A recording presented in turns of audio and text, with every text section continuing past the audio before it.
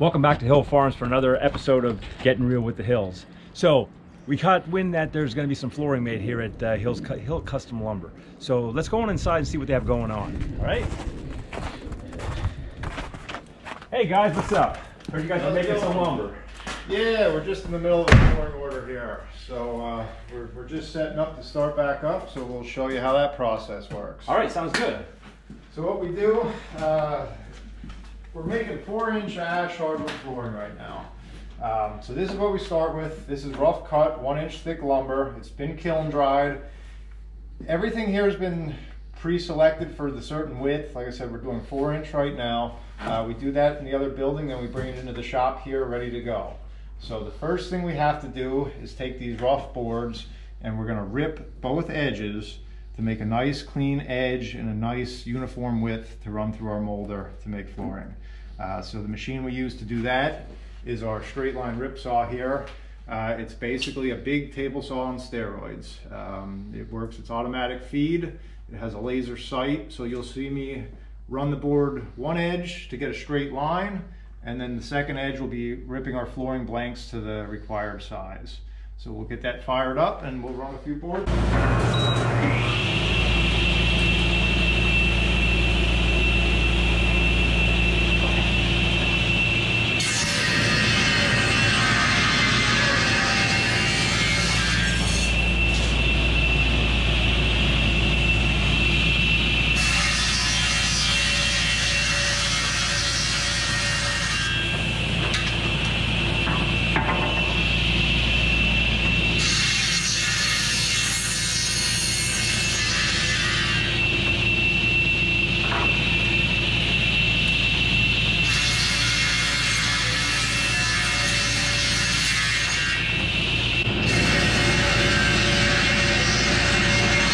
So as you can see, we ripped these boards to the width we need, which would be 4.5 inches for 4-inch flooring.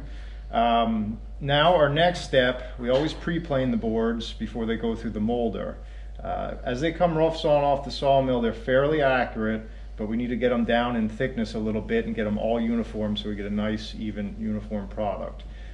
So we'll run 2 passes through this roughing planer before we continue on to the molder. So we'll do that for you right now.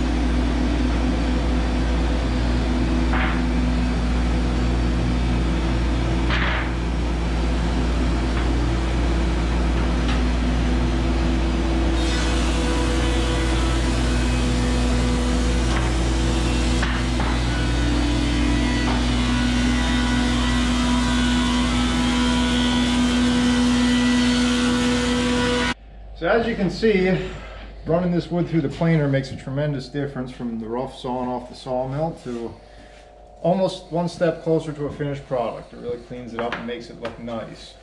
Our next step, these blanks are ready to go through our molder. This is a 4-sided molder. This is the workhorse of our operation. As you can see, the wood comes in this way. We plane the bottom side, put a back relief in the bottom of the flooring, our tongue and groove cutters, and our top head. So with one pass through this machine, that piece of wood becomes tongue and groove flooring. So we'll fire it up and we'll show you how some 4-inch flooring is made. So this looks like it's complicated here. You use different size flooring. So how long does it take you to set up this machine for the different, for a run of flooring for a customer? It depends on how we're setting it up, what it was set up for before. So anywhere from 20 minutes up to an hour if we're doing a complete knife change. Changing sizes of flooring is about a 5-minute process, but we run a lot of different stuff: shiplap, molding, V-groove paneling, you name it. A lot of stuff goes through this machine, and it's just a matter of what knives we install. So depending on what we're taking out and what we're putting in, it can vary. But flooring we have down to a science because we run a lot of flooring. So usually we can turn around and set up for flooring in about half an hour. So. Okay, sounds good. So let's make some flooring.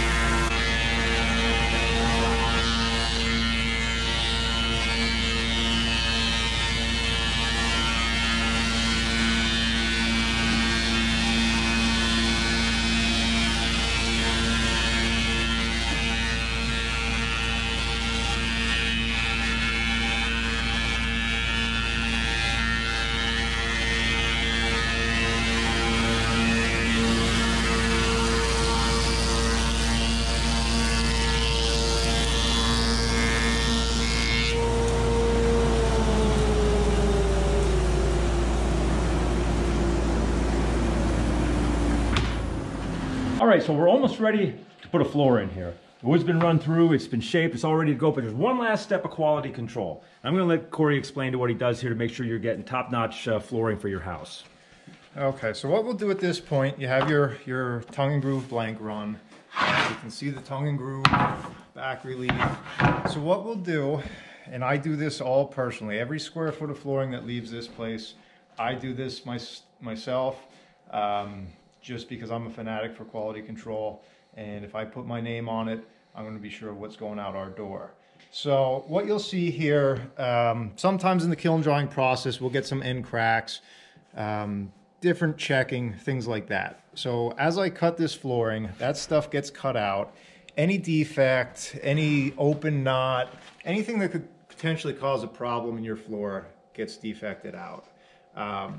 Now, depending on the grade of flooring that the customer's ordered, we will leave some things in. We will leave some solid knots. For instance, a piece like that, we'll leave that in. It adds character. It makes for a very nice floor. But anything that could potentially be trouble, any kind of defect in the tongue and groove, that all gets cut out. So what we'll do, we'll go through a stack of wood like this and cut it. And it goes through our banding machine, and then this is our finished product. This is what goes out the door. This is some 6-inch ash we've done previously. Now we're finishing this order with the 4-inch. You can see this is some beautiful stuff. And like I said, it has some character. That was the customer's order. So this should make a beautiful hardwood floor. Yeah, so this is really nice. So now I'm out and I'm remodeling my house and I want to buy some flooring, and I'd like to get in touch with you and figure out how to do that. So how do you suggest, what's the best way I can get in contact with you so I can talk to you about what my options are in getting flooring for my house? Well, we are Hill Custom Lumber. The best way to find us is on the internet, hillcustomlumber.com. We have a Facebook page. You Google us, we'll come up. You'll find my phone number. Call me, email, Facebook. Any of those means, get in touch with me. I'll be more than happy to work with you through the whole process. All right, sounds good. Well, thanks for having us over and showing us what goes on here, Corey. One last thing I'd like to show everyone here before we leave and as we're leaving. As he's cleaning up these blanks of flooring and getting rid of all the defects, we're left with a big bin here of scrap wood, okay? And like we said to you before, everything gets used on our farm if we can possibly use it. So this stuff here is all used in heating our houses, heating rooms here to keep the guys warm when they're working. Over for our wreath operation, we use it to heat the rooms over there. So we're always using the offal and the scraps, so nothing's going to waste. So what doesn't go in your house has a purpose here. So let's go outside and we're going to take a look and show you where all the sawdust goes and the shavings.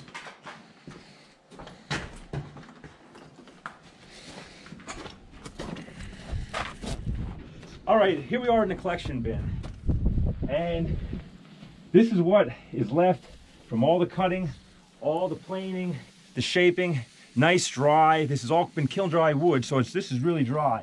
So this stuff here, people come, they buy this, they use it for the bedding for animals or horses and things like that. So once again, nothing's going to waste, and this is an important part to keep the animals warm, especially this time here in the winter. So once again, if you like what you saw here, it's another one of our videos. This is the last of this series. I hope you enjoyed it, and check in with us, subscribe to our page. Remember, if you're looking for any lumber, any flooring, logs cut up, anything you need with lumber, give Corey a call. He'll be more than happy to work with you. See you later.